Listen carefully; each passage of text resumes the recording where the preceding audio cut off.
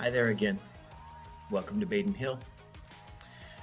This video is going to contain a considerable amount of information regarding a very important topic.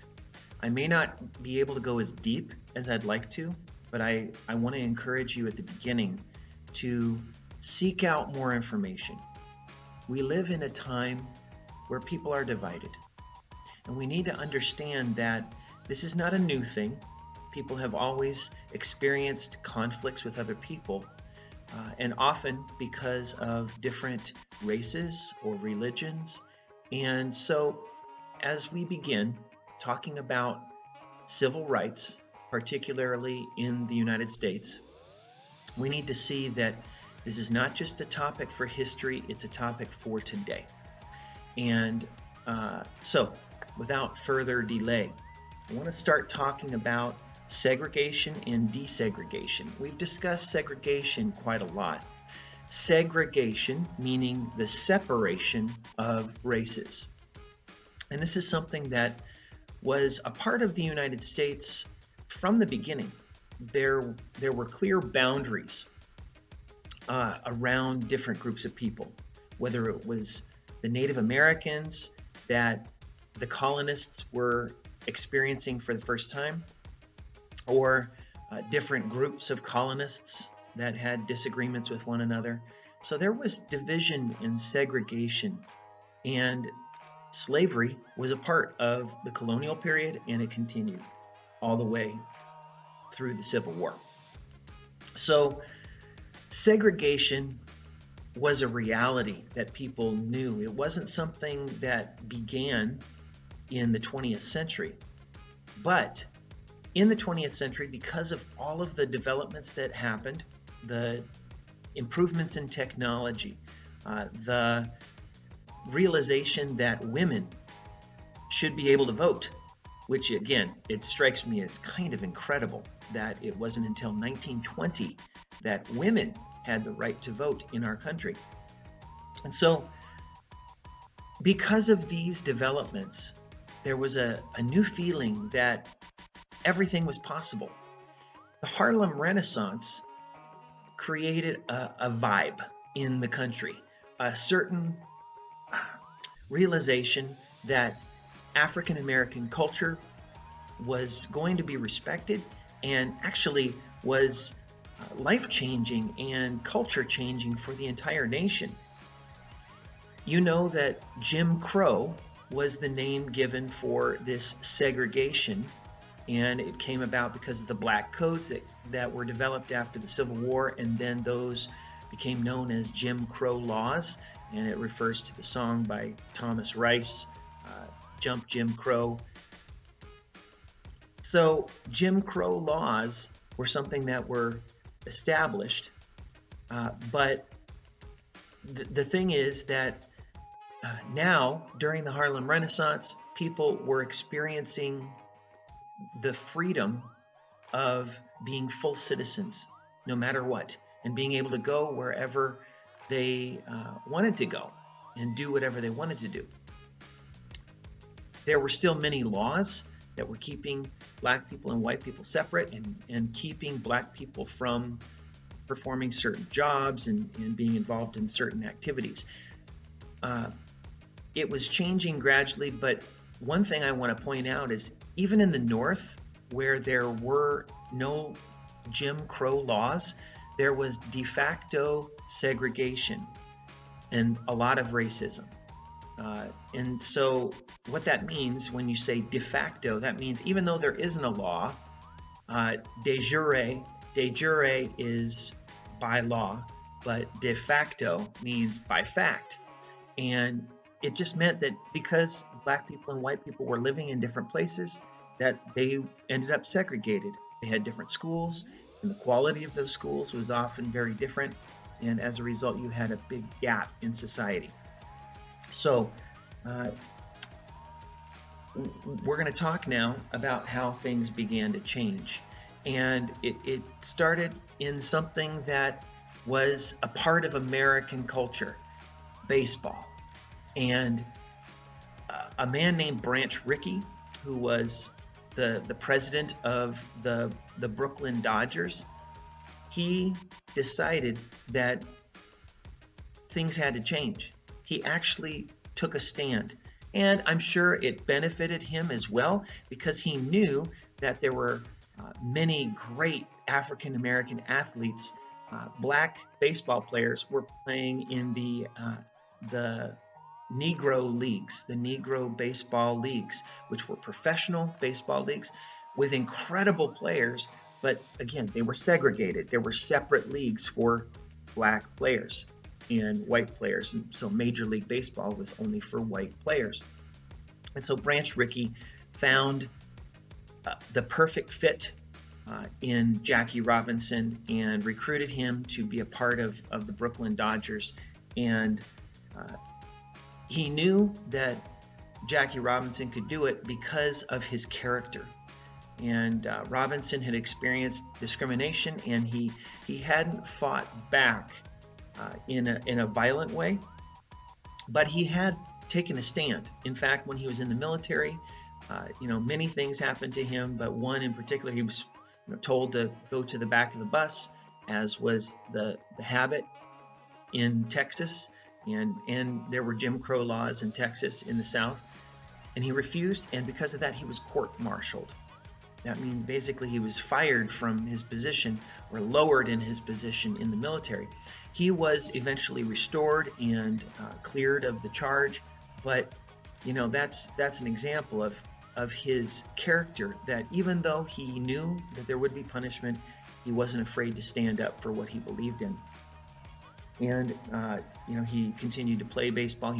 He was the rookie of the year for the Brooklyn Dodgers. He wasn't a rookie in the sense that most people understand. He was older, and he didn't play that long, just till 1955 or so, and that was enough. He eventually went on to become a spokesperson for the NAACP, and someone who fought for political rights, political freedoms for Black Americans. So Jackie Robinson was a baseball player, but he certainly wasn't just a baseball player. And I think we need to give some credit to Branch Rickey, who stood up and was very honest with Jackie Robinson, telling him everything that he would experience. Two men that worked together. And I hope that you'll remember both of them.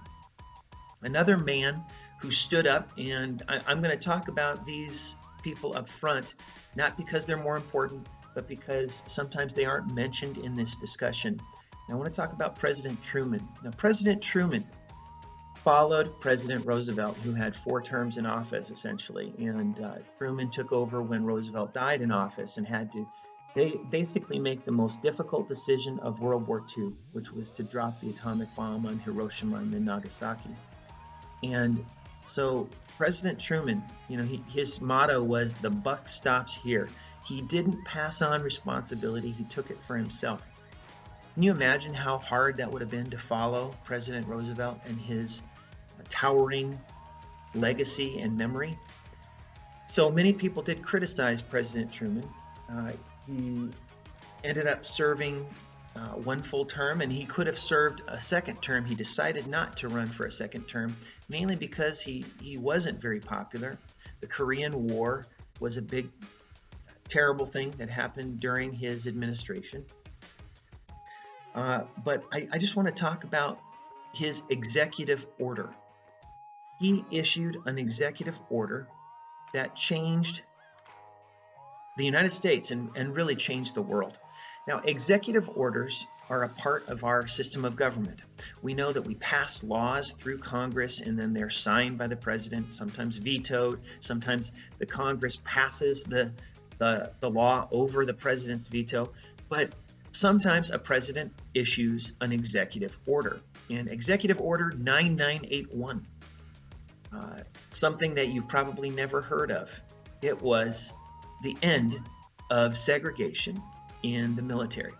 Now, you may remember, we've talked about how President Wilson actually started a legal policy of segregation throughout the government, including the military, and it really is a black mark on the reputation of President Wilson. He did many noble things, wanting to end World War I, for example, but he had some sort of legacy of racism, and unfortunately that's something that we need to confront today. But President Truman then overturned it with Executive Order 9981, and this was very significant, and I'm sure that because of that he was very vulnerable, and he knew that.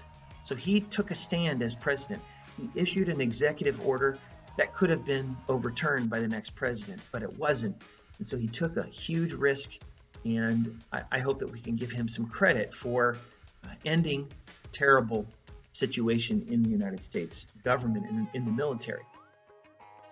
But it was Black Americans who had the most to lose.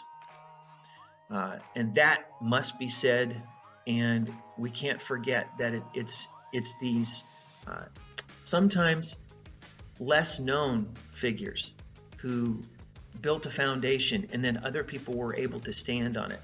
And so we want to talk about a man named Adam Clayton Powell. And again, you may not have heard his name before. He was a congressman from Harlem, and he was the second Black congressman.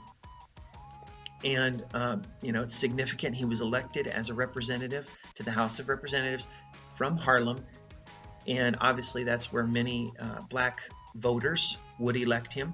But when he was in Congress, he helped to desegregate many of the institutions within Congress, like the lunchroom or the barber shop. And he did that just by going and saying, "You must serve me."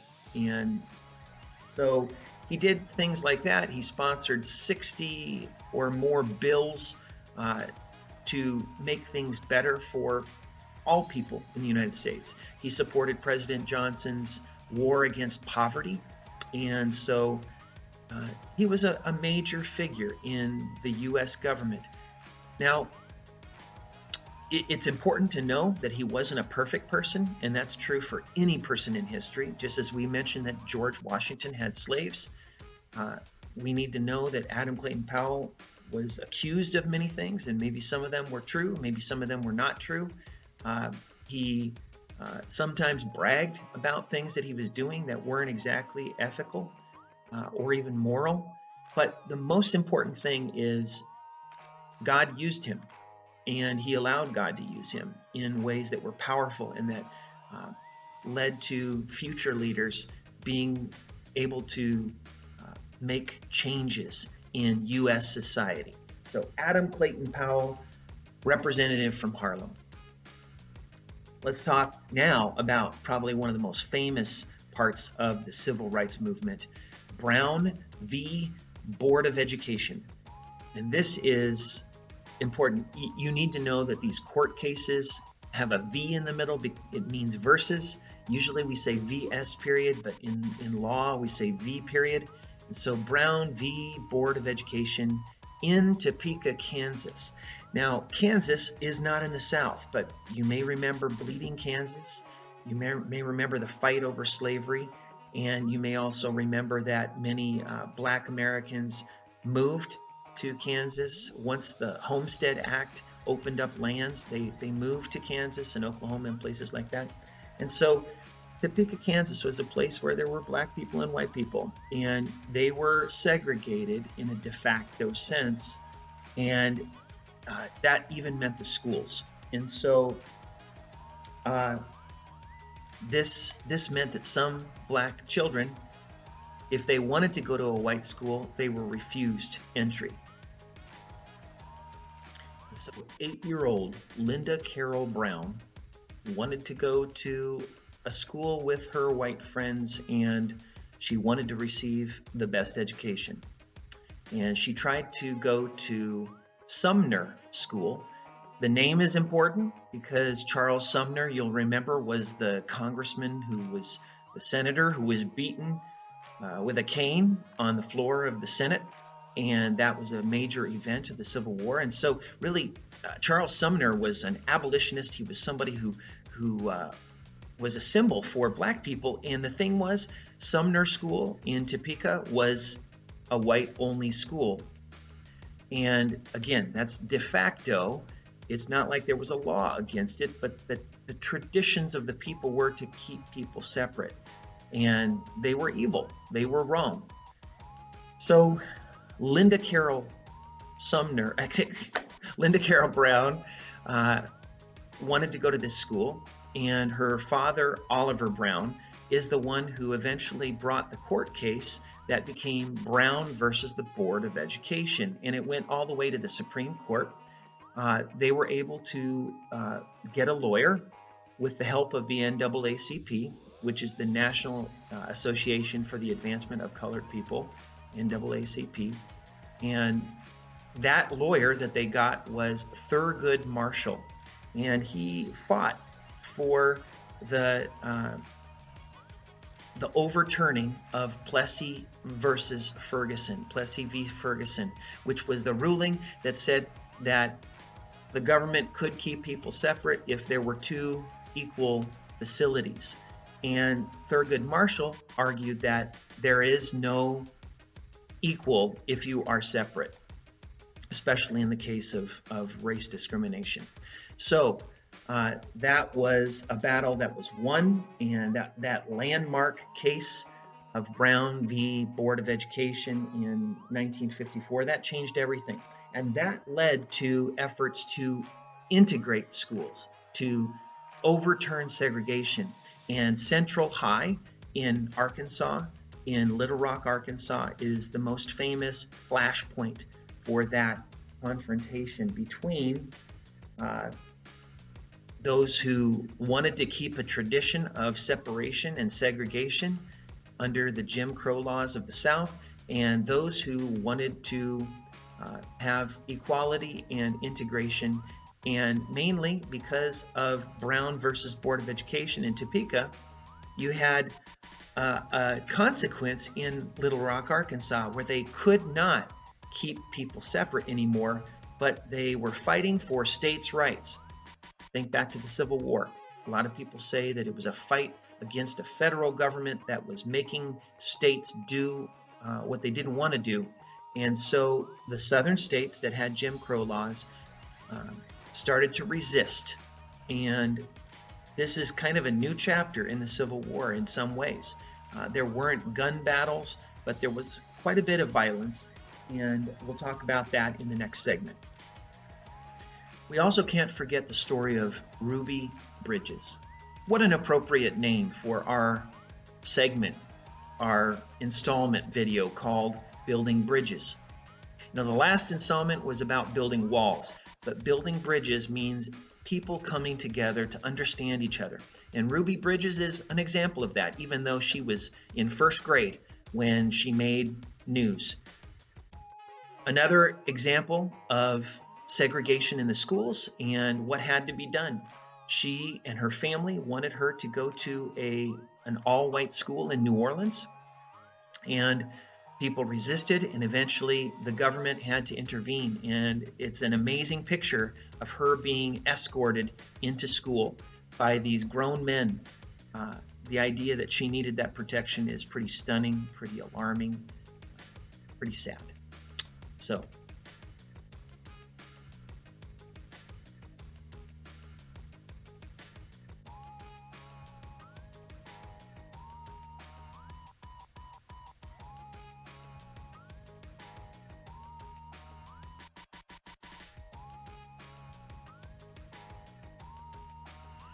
now again, the first section was pretty long, so these other sections are going to be shorter, and I wish I could go deeper. I encourage all of you to do more research on these very important events and people. We're going to talk now about civil disobedience. Now, disobedience is something we're taught not to do, right? But civil disobedience has been a tool that people have used throughout the centuries to stand up for their rights and to stand up against something that was wrong. And this is true about Rosa Parks. Now, Rosa Parks is someone who probably isn't understood very well, even though she's quite famous. She was a woman who was not known around the nation, but she was actually very active in trying to gain political rights and political freedoms for Black Americans. And she worked with the NAACP, the National Association for the Advancement of Colored People, colored persons. And that was an important role. So she was a known person, and she was sometimes controversial. She was not afraid to stand up against injustice. In Montgomery, Alabama, the segregation policies of Jim Crow laws were very entrenched. They were established, and it was hard to change them. And basically, the story is that she was sitting in the section for Black people on the bus. So she was not doing anything strange in sitting where she was supposed to. But when the white section filled up, the tradition, the understanding was that the bus driver could tell a Black person to give up their seat so that a white person could sit in the Black people's section of the bus. And she refused to do that. She was not the first person to refuse and to defy this segregation on buses. But what happened is the NAACP realized that, okay, her situation was very unique. Bus drivers at that time were given the authority of police officers. And so if somebody resisted, they could arrest them. And so Rosa Parks was arrested.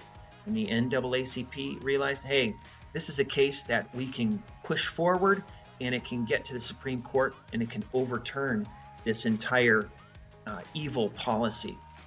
And so what happened then is a rallying of the community of African Americans in Montgomery, but also around the country. And Martin Luther King Jr. was a big part of this movement, and it was called the Montgomery Bus Boycott. And it lasted for more than a year. And so, from 1955 all the way to 1956, you had this bus boycott. And, one thing I want to point out is Rosa Parks' case actually didn't end up at the Supreme Court. It just kind of got bogged down, people would say. It was eventually a different lawsuit called Browder v. Gale, Browder versus Gale, in 1956. That was the one that eventually changed the segregation policy on buses. And remember, this boycott, it was dramatic because so many African Americans needed to ride the buses to go and do their work each day. And so when basically the NAACP and other leaders like Martin Luther King Jr., they organized carpools. And as a result, you had empty buses, and the bus companies couldn't make things work. And so they eventually had to give in. So it was economic pressure, and it was also political pressure through lawsuits and then the Rosa Parks appeals process. So it's really important that we know the background of that. And Rosa Parks, she was a strong woman. She was a fighter, but she was also unassuming. She wasn't someone who appeared arrogant, but she was very well spoken, very articulate. And that's why the NAACP knew that she could be someone who was a symbol. And eventually in 2005, when she died, she was given the honor of lying in state in the rotunda of the Capitol building in Washington, D.C. Only 4 people up to that time had been given that honor. 4 people in the nation's history, and she was one of them. She was the first woman, obviously. So that led to more resistance. So this resistance that came next was a very different kind of resistance, and this was called massive resistance, and it wasn't on the part of the Black Americans. It was Southerners, white Southerners, saying that they would resist the federal government forcing them to integrate. And this would continue all the way through the early 1960s. So let's talk a little bit more about Central High and Little Rock, Arkansas. You know that the Little Rock 9 were 9 Black students who sought to have a high school education with their white peers, and they were refused repeatedly. There were all kinds of problems. There were bomb threats. There were parents who were lobbying against this integration with the Board of Education. And finally, the governor got involved, and the governor's name was Orville Faubus. And Orville Faubus basically came up with this idea of massive resistance, and he was going to refuse to accept President Eisenhower's push to integrate schools. And he called up the National Guard to basically keep the black students out at first. But before long, the tables turned, and President Eisenhower actually nationalized the National Guard. He took control of the National Guard, which is something the president has a right to do. Now, the governor could have fought against that, and it would have been kind of like the Civil War. He didn't, and so we thank God that it went the way it did. Eventually, those students were allowed to stay, but then people were looking for reasons to kick them out. They were looking for conflicts. Similar with Jackie Robinson. Branch Rickey told Jackie Robinson, don't retaliate, because all it would take is one instance of you fighting back, and things would be set back 20 years. So Orville Faubus and his massive resistance was the other side of things. But it didn't end there. And in 1959, 1960, then you have the Woolworth lunch counter sit-ins, and this happened in Greensboro, North Carolina, so a different state. It's kind of amazing. Kansas, Arkansas, North Carolina. We'll talk about New Orleans too, and other states, Texas. It's all over, and it's really a national movement. So Woolworth is a drugstore or like a convenience store today. Basically, it's the 7-Eleven of the 1950s and 60s. And here in San Francisco, very close to our school, we used to have a Woolworth just 10 years ago, but it closed. They used to have not only things like drugs and medicine and stuff, but also a lunch counter.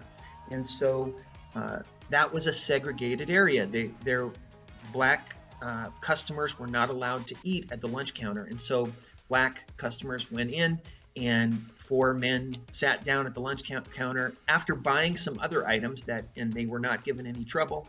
They sat down for a cup of coffee, and they were refused service. And the next day, 20 people joined them. They sat down. It became a sit-in. And you can imagine people around them were yelling, and there was confrontation, because white people, even if they didn't care about what black people were doing, they were not going to change their traditions. Eventually, that did lead to changes, and there was an integration of places like those lunch counters. Finally, in 1963, you have the governor of Alabama, who was fighting kind of the last stages of this integration under President Kennedy. And President Kennedy had issued an executive order it was Executive Order 11111, 5 ones, 11,111. And this executive order basically federalized the Alabama National Guard to integrate the University of Alabama. And George Wallace was the governor of Alabama, and he took a famous stand. He stood in the doorway, and so it was the school door stand by George Wallace. And it's kind of goofy as we look back on it, and ugly. And literally, the governor on television is shown standing in the door so that black students couldn't enter. And eventually, he was overcome. The school was integrated. He couldn't keep doing that, and he had to give up.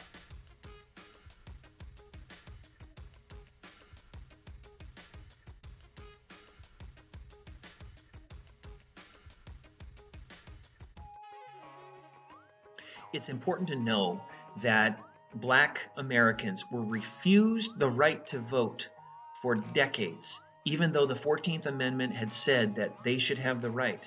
And people like Thurgood Marshall was fighting to protect the 14th Amendment for black Americans, and that continued with a group called CORE, the Congress of racial equality.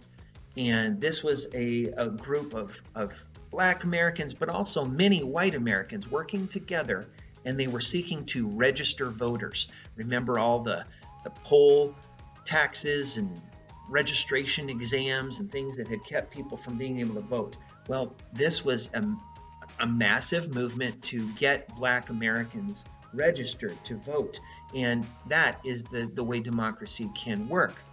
Amazingly, we still have problems with this today, where there are all kinds of rules being made regarding who gets to vote. So CORE had been established in 1942, and amazingly, they were very forward thinking, and they wanted equality for all people, not just racial equality. Well, we also need to talk about the Southern Christian Leadership Conference, and this is a group that most famously included Martin Luther King Jr.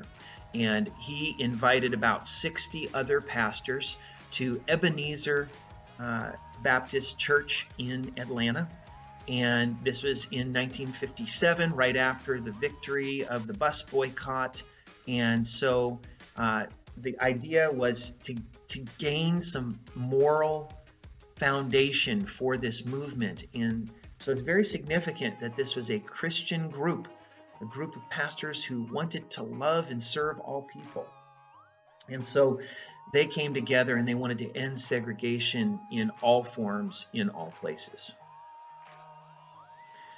Now, on May 4th, in 1961, a new group began a movement, and it was called the Freedom Riders.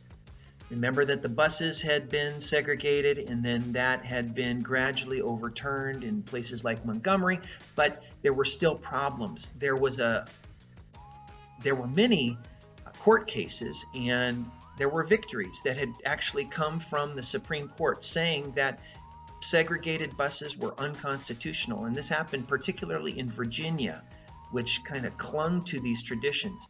And one of the most famous is Boynton versus Virginia in 1960. The Supreme Court said that this segregated bus tradition was unconstitutional. The problem was that in the South, those Jim Crow laws were clinging to life. And so the federal government wasn't enforcing the Supreme Court's decision. And so what happened was groups like CORE organized interstate buses that had both white and Black passengers, and they started driving all over the South to basically kind of, thumb their nose at what the local laws were, because the federal law should have trumped and superseded the local laws.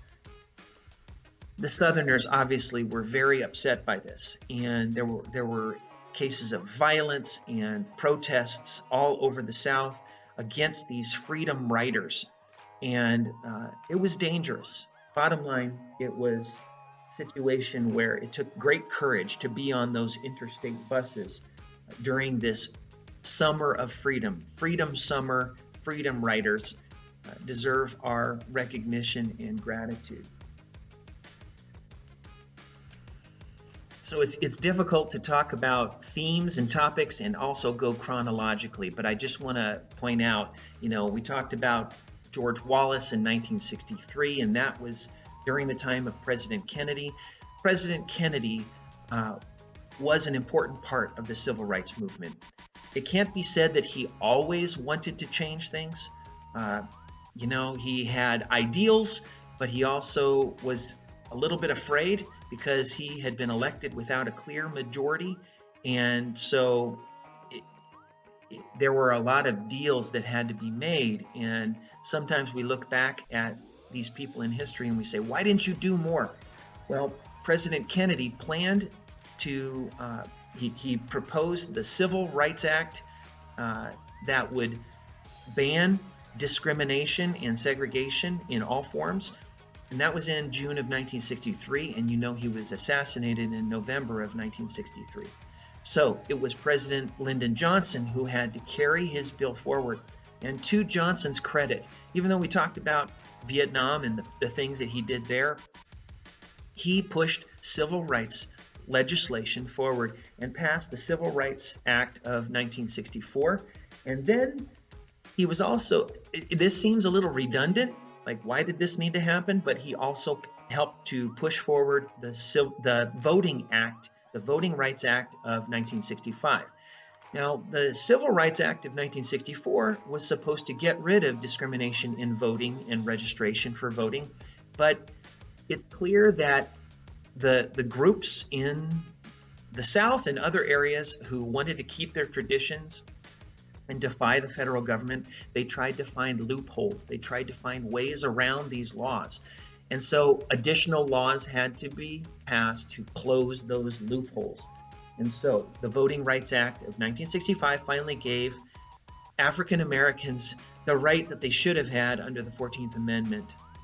And unfortunately, this isn't the end of the story. It's really just the beginning of the story. In 1967, in the hardest years of the Vietnam War, it became clear that racism was so dominant in U.S. society that what was happening was African Americans were the ones being sent to Vietnam, largely because that's what was happening because of the social economic status of African Americans. They were not given the same opportunities. They couldn't defer their draft or get out of military service. They didn't have doctors that would write a note for them saying they had a medical condition. And so African Americans were disproportionately being represented in Vietnam. And many famous black athletes then were being drafted to serve in the military. And Cassius Clay, who's known best as Muhammad Ali, he refused. When he was drafted, he refused. And then there was what was called the Cleveland Summit. And this was in 1967. Basically, black athletes were getting together and saying that we will boycott being drafted to Vietnam. This was extremely controversial because they were basically dodging the draft in one way. Cassius Clay then, he was actually, he didn't fight. He didn't have boxing matches for a period during this time. And so it's a very important event. Muhammad Ali's civil disobedience and really risking imprisonment. He wasn't imprisoned, but he did create a lot of publicity and a new awareness of what was happening to African Americans in our country. We still have things like this today. And with the national anthem controversy and Colin Kaepernick, who's been in the news a lot and basically has been shut out of the NFL, we can see that there are still problems in our system today. Some people say it's not patriotic when you disobey, but civil disobedience is a part of our tradition all the way back to our founding fathers.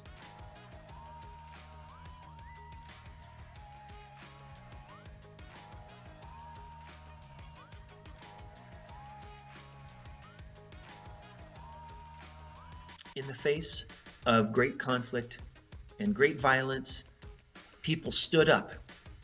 And we need to remember the casualties of the civil rights era, the civil rights movement.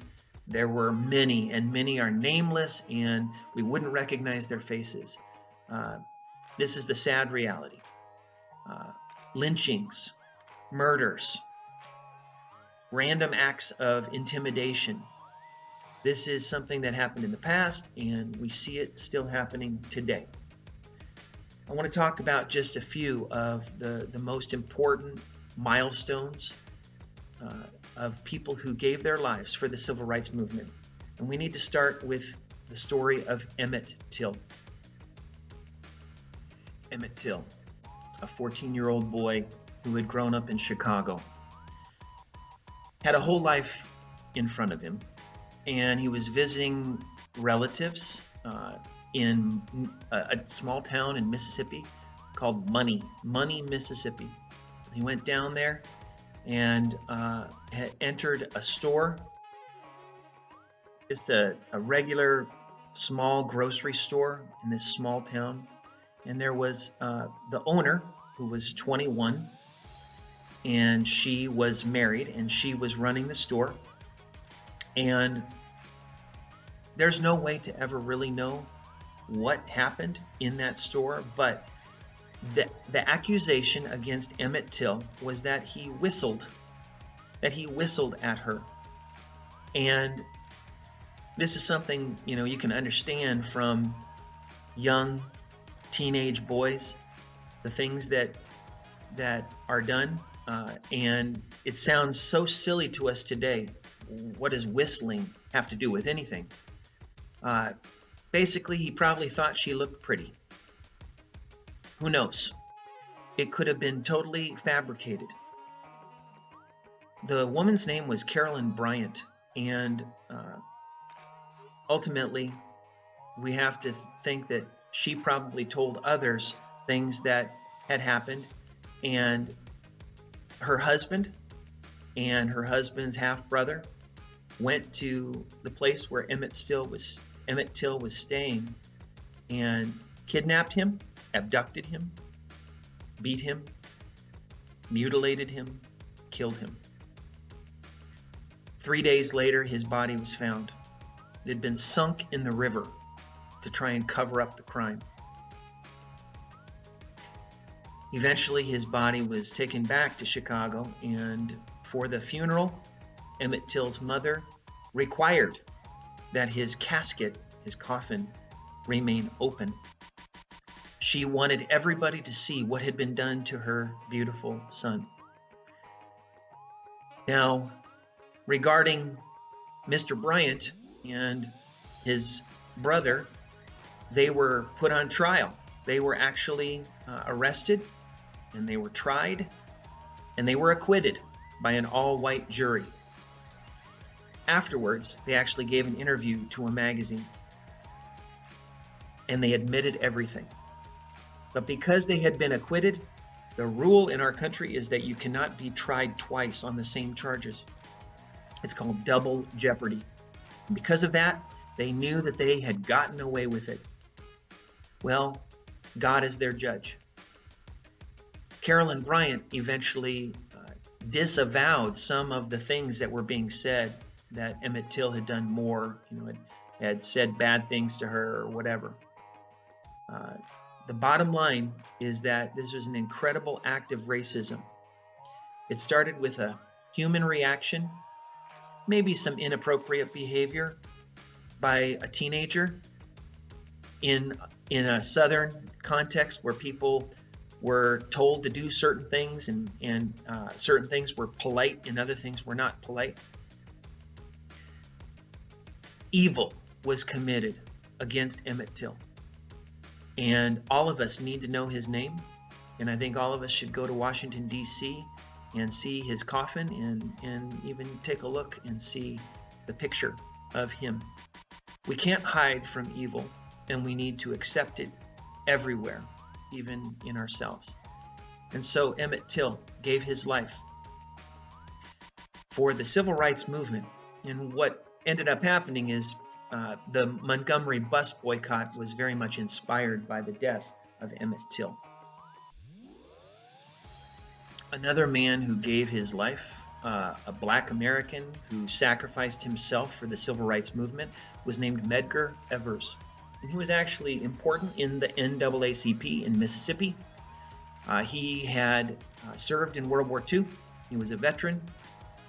And after Brown versus Board of Education and that victory, Evers was seeking to overturn segregation everywhere, and he actually applied to law school at the University of Mississippi in Oxford, Mississippi.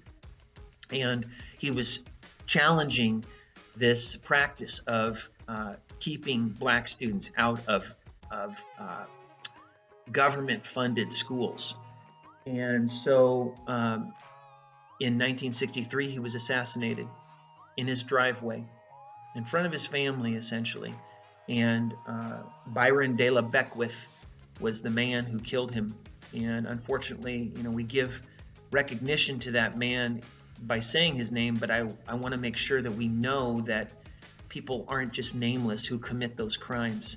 And so please, explore that further to find out a little bit more about Medgar Evers. Now, we've talked about bridges during this unit, during this segment, building bridges. And we remember Ruby Bridges and the bridges that she built in attending school in New Orleans, ushered in by federal law enforcement. But we need to remember the Edmund Pettus Bridge, which is the bridge between Selma, Alabama, and Montgomery, which is the capital. And it's just outside of Selma. And this was a location where an event called Bloody Sunday happened. Now, Bloody Sunday is a name given to many events in the course of history. In Ireland, there was a Bloody Sunday, and in Russia, there was a Bloody Sunday starting the Russian Revolution. But this Bloody Sunday had to do with Black Americans wanting the right to vote in Alabama and deciding that they were going to organize a march, and Martin Luther King Jr. was very much a part of this. They were going to march to the Capitol to protest against this unfair treatment and this refusal to allow Black people to vote. And so on March 7th in 1965, there was a march from Selma, and it was met with severe resistance from law enforcement. They actually beat the people who were marching, and one woman was beaten unconscious, and she lay there injured. And so those pictures of that march and her lying wounded, that went national and even worldwide. And then 2 days later, they tried a second march, and that was met with resistance. The governor, George Wallace, again, he refused to protect the marchers. And so President Johnson stepped in, and he said he would protect them. And more than 1,000, more than 1,500 law enforcement protected the marchers after a couple of weeks. And, I'm sure that they chose the month of March because of the symbolism. I always think of March 4th as the only day that's a command. March 4th. Well, March 7th, March 9th, and, March 21st. Those were the days of the march. And eventually they were successful. And unfortunately, there were deaths as a result of this. And one in particular, there was a white minister, an activist named James Reeb. And he had come to be a part of the march because it wasn't just Black people marching, it was also white people. And he was taken late at night during this time of the marches, and he was beaten and he was murdered. And so there were people who gave their lives for this march. There was also a massive march on Washington, D.C. And you know that Martin Luther King Jr. gave his famous I Have a Dream speech in 1963. And so it's important that we remember the positives as well. But we will talk about how Martin Luther King Jr. gave his life. In June of 1964, it was a time known as Freedom Summer, and it is also a time of great tragedy.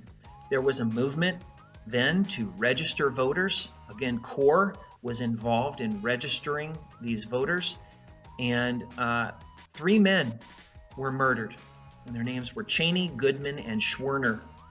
And they most likely were murdered by members of the KKK, the Ku Klux Klan, and others were involved, certainly. But their efforts to register Black voters were seen as a threat to people in the South. This eventually was, the story was made into a movie called Mississippi Burning, and it was a very powerful movie about those killings. And so I hope we can remember them too. And finally, we need to remember 4 little girls. 4 little girls who, in a senseless act of violence in 1963, at the 16th Street Baptist Church, they were killed after KKK members planted more than a dozen, 15 sticks of dynamite in the church with a timing device, and while the girls were in the church, the bomb went off. And it was definitely one of those memorable moments for the nation as people tried to understand that this wasn't just about tradition. This was about good and evil, and it was a threat to the most innocent citizens in our country.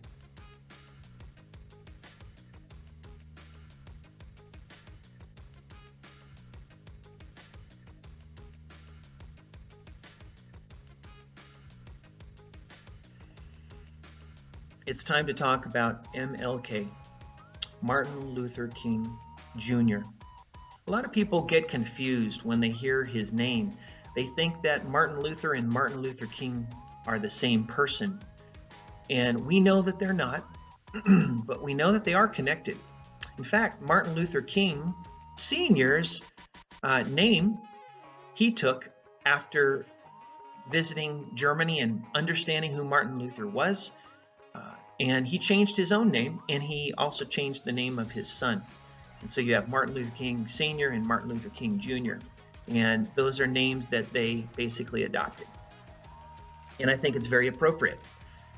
He was a fighter, but he was a fighter in a non-violent way, and that's what he's known for, just like we remember Gandhi.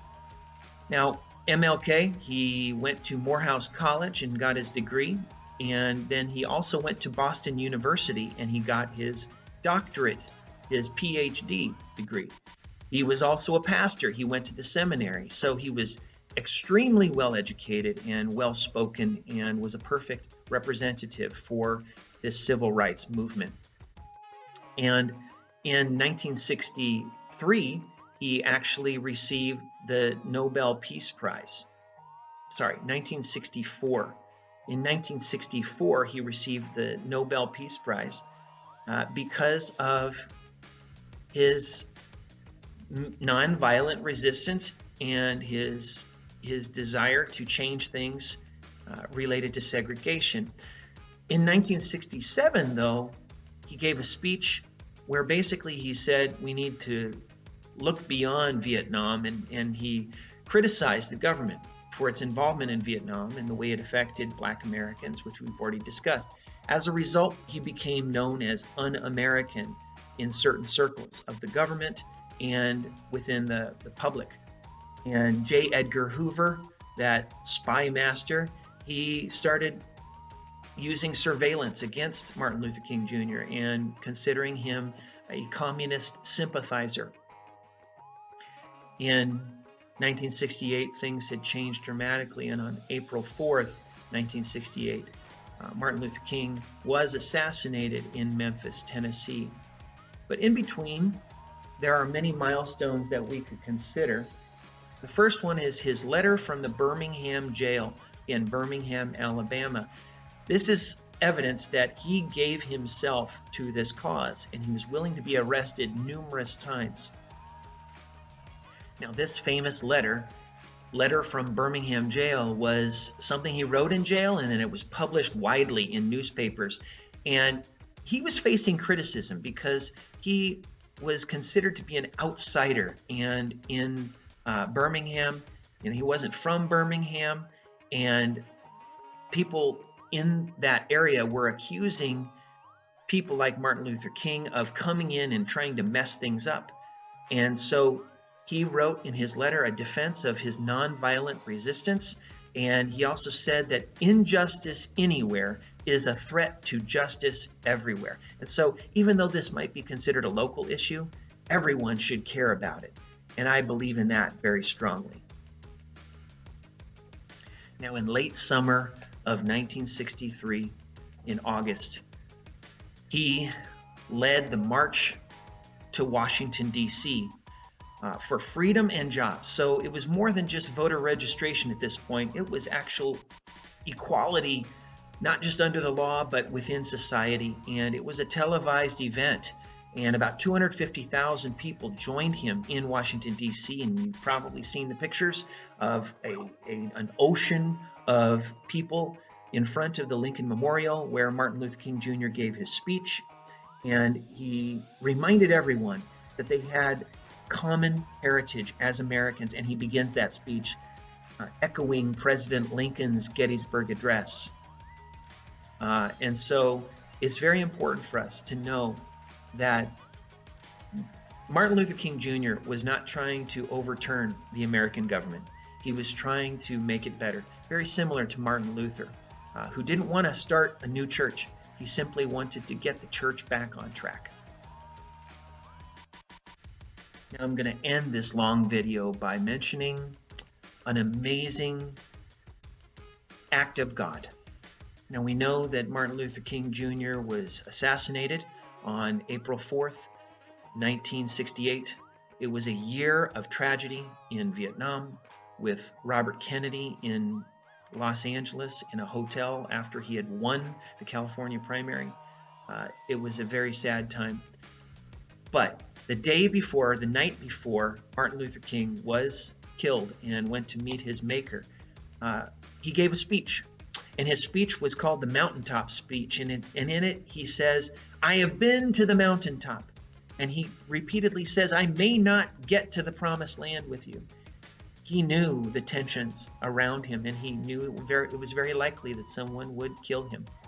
And that speech is a reminder, because just like Moses wasn't able to enter the promised land, Martin Luther King Jr. was like a Moses for his people, leading them to freedom, leading them out of this slavery beyond slavery. And I just want to end on that note and remind us that we can't forget the names and some of the dates and the places like Montgomery and Birmingham and Greensboro and Washington, D.C. and Selma. We need to know these people, places, things, and events in order to understand ourselves. Thanks for watching.